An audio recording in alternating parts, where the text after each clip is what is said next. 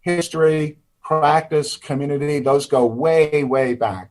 And so one question is, how did that happen, right? How did the consistency of some of the basic resources stay there? They might have changed and evolved a bit over time, which is typical. But a lot of that historical continuity is really important. Some of that historical continuity came about because for-profit companies were involved in various business practices that rely on copyright or rely on other legal aspects regarding exclusive rights, contract, and other things. Yeah, and I would say on that point, I'm sort of starting to think about our project a little bit. So what I'm looking at right now, and with this, what I want to do with sort of the theoretical framework that you have with this article is look at this common pool of standard blocks.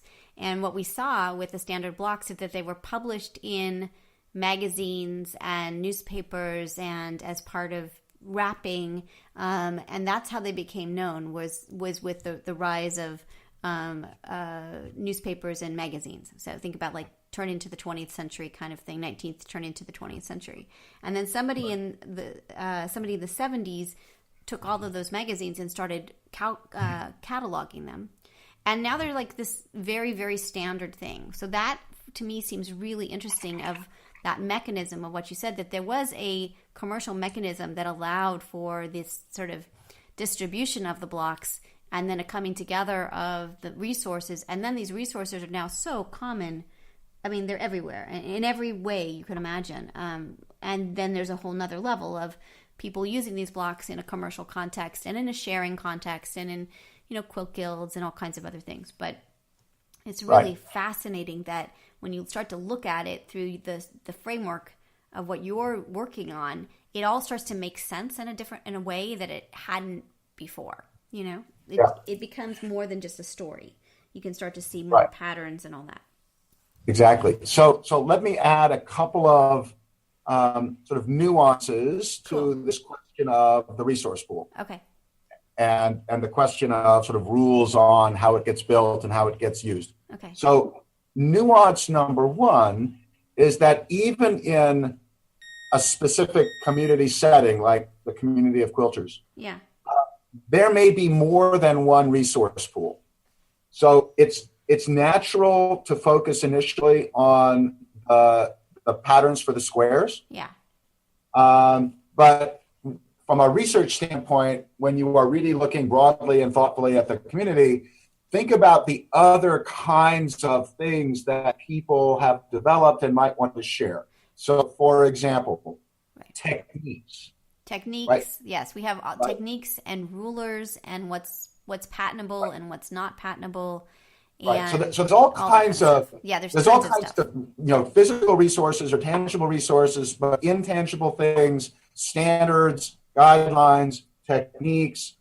Labor itself is a very interesting resource in this community. We don't, as IP lawyers, we often don't think about labor, but it turns out to be sometimes a very important thing. So one nuance is, from a research standpoint in studying the community is to be very, very open and broad and flexible in thinking about what starting points, plural, actually are. Yeah. The second nuance is that every one of these resource pools comes with what the economists call social dilemmas, problems, right? There's a management problem associated with the resource pool. So the standard IP law one, as you know, is the tragedy of the commons. So you create a resource, you don't create any barriers, and all of a sudden, the sheep have eaten all the grass in the common plot of land. So IP rights exist to provide limits in management. So the tragedy of the commons dilemma is a pretty well-known management dilemma, and IP rights are a kind of solution to that dilemma relative to the underlying resource. The reason to go through that is that there are different kinds of social dilemmas or different kinds of social problems associated with these resources. Right. So, for example, when you're pointing out the history of quilt patterns being sort of collected and documented in a systematic way, when previously they were distributed, more locally via newspapers, magazines, and catalogs. So that is solving a standardization problem. Right. So the question is, how does a community of quilters, which is very, very heavily localized, and historically much of it is localized in agrarian communities where communications patterns are very face-to-face and localized, how do you distribute information across longer distances so that you can grow the community to the point where it is sustainable and is sustainable and big enough that the quilting community has the resources to help, support technology innovation, right? So that the tools become more modern and sophisticated. So there's some interrelationship there between the local quilters and the companies that want to sell things to them. The thing that I'm finding is there's like three of those social dilemmas. First, 1976 is this key turning point for quilting, where there's a revitalization of craft and quilting in the bicentennial.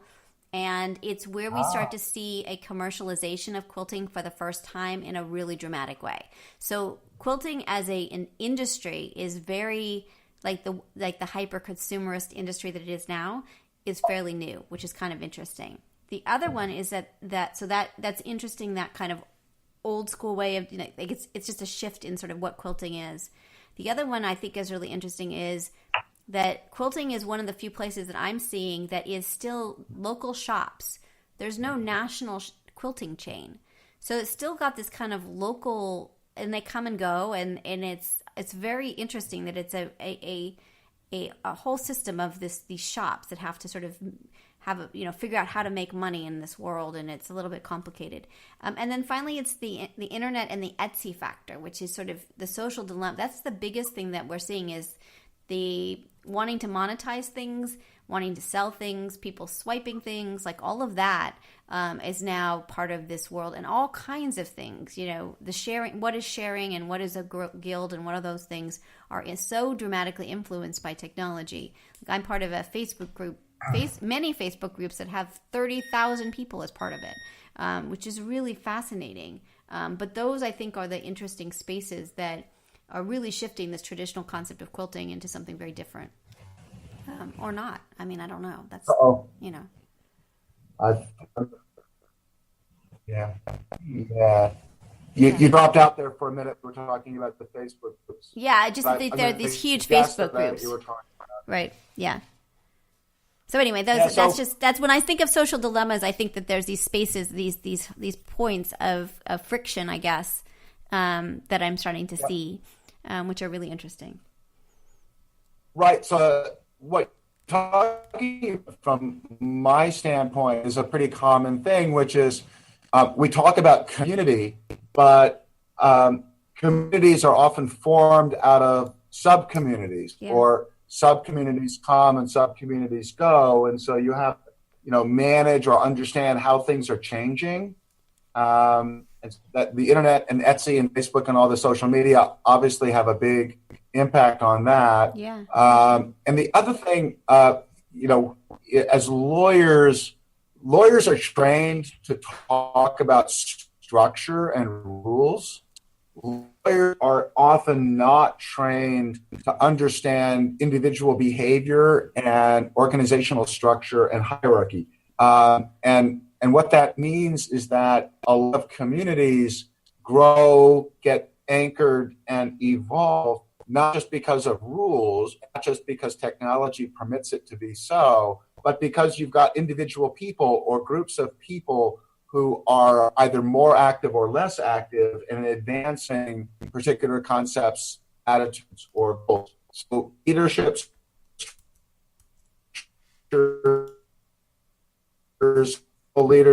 informal leadership, entrepreneurial activity by particular groups of people at different points of time. Those are really, really important pieces of all of these stories. Really interesting. It's so interesting. It starts to give you a structure to think about these very complicated spaces in a more consistent way. So, Right. okay. And what's interesting to me about the leadership sort of social hierarchy piece, in the context of your research on quilting, is that to some extent, there's one sense in which that interest in hierarchy and leadership cuts against the very sort of collaborative, sharing ethos of the needle arts world, right? So, you know, my wife's been very active in different parts of this on and off over the years, and so I've seen very directly, at least formally, everybody is basically a peer.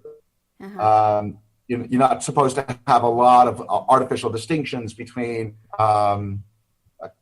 class, status, or income, or training, or expertise, because you're all supposed to be jointly producing and helping each other with this stuff. On the other hand, at a different level, there are always informal hierarchies and histories and so forth that you can see, even if people don't necessarily talk about them.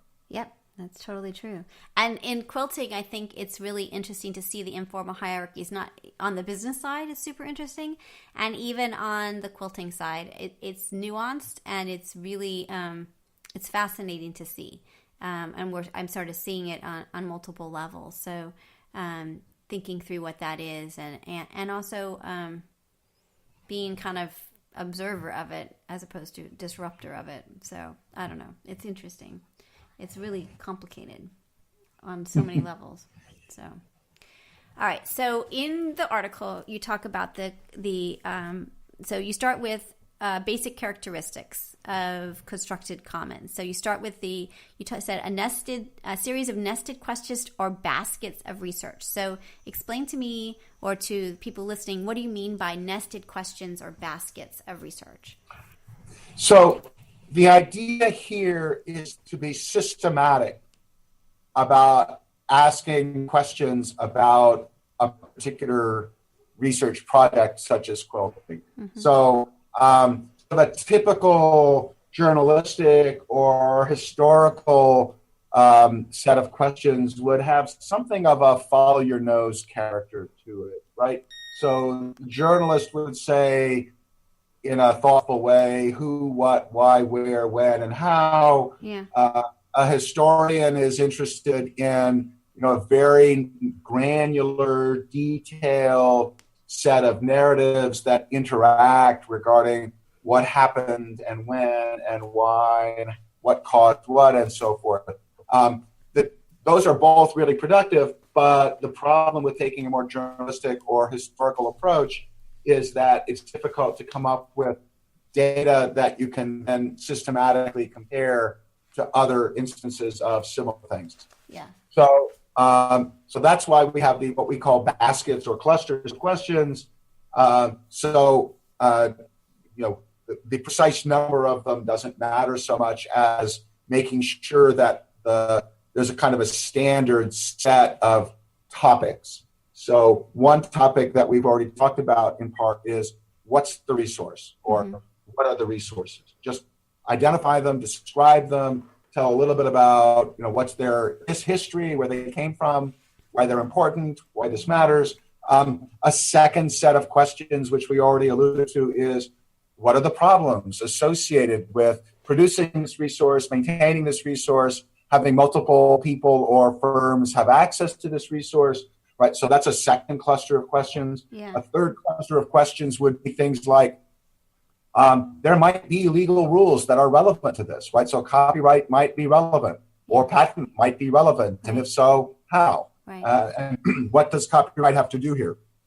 And just describing who cares about copyright. For the quilters, that might be the quilters themselves, or it might be the companies that have built businesses around quilting. Right. Other questions get harder, because eventually you get to the point of trying to say, well, is this, what are the rules? We talked about this. What are the rules for use the resource or not? What are the rules? That's right. That's a very important set of questions. Eventually, you get to the hardest parts,